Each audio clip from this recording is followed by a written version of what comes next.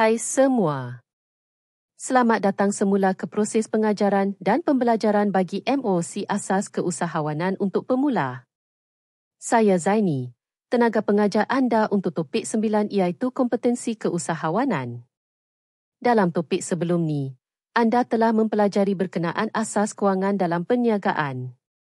Anda telah mempelajari berkenaan definisi kewangan dalam konteks perniagaan, kepentingan pengurusan kewangan untuk kelangsungan perniagaan, pengurusan aliran tunai serta konsep belanjawan dalam perniagaan.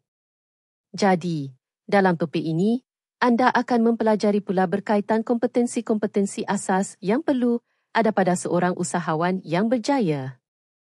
Kita mulakan dengan persoalan asas. Apakah itu kompetensi keusahawanan?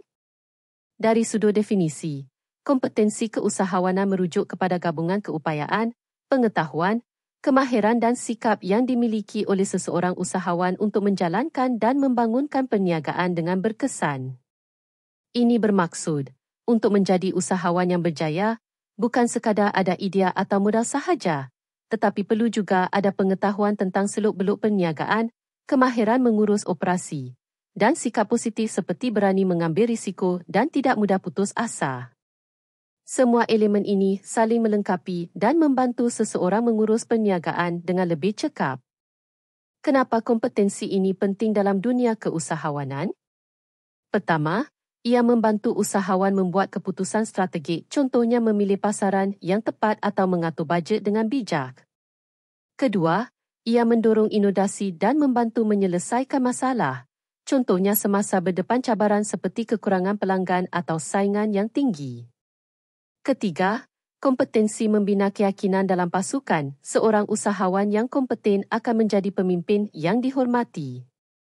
Keempat, dalam dunia perniagaan yang sentiasa berubah, kompetensi memberi daya tahan kepada perniagaan.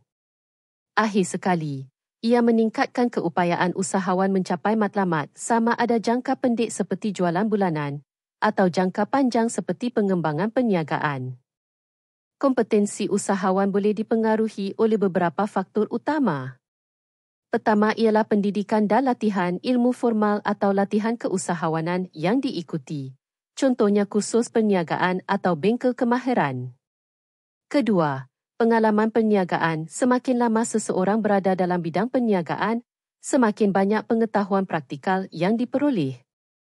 Ketiga ialah sokongan persekitaran, mentor, agensi kerajaan, komuniti usahawan, semua ini membantu memperkukuhkan kompetensi. Dan yang terakhir ialah ciri kepribadian usahawan itu sendiri, seperti disiplin diri, semangat juang, dan kesanggupan untuk belajar dan berubah. Semua faktor ini perlu diberi perhatian agar usahawan terus berkembang dan kekal relevan. Baiklah, kita telah sampai ke penghujung topik ini.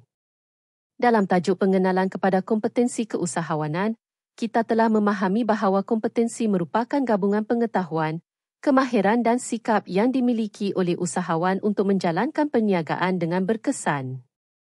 Kita juga telah melihat mengapa kompetensi itu penting. Ia bukan sahaja membantu usahawan membuat keputusan yang bijak, tetapi juga menjadi asas kepada inovasi, kepimpinan dan ketahanan dalam menghadapi cabaran perniagaan. Antara faktor yang membentuk kompetensi termasuklah pendidikan, latihan, pengalaman, sokongan persekitaran, serta ciri kepribadian individu.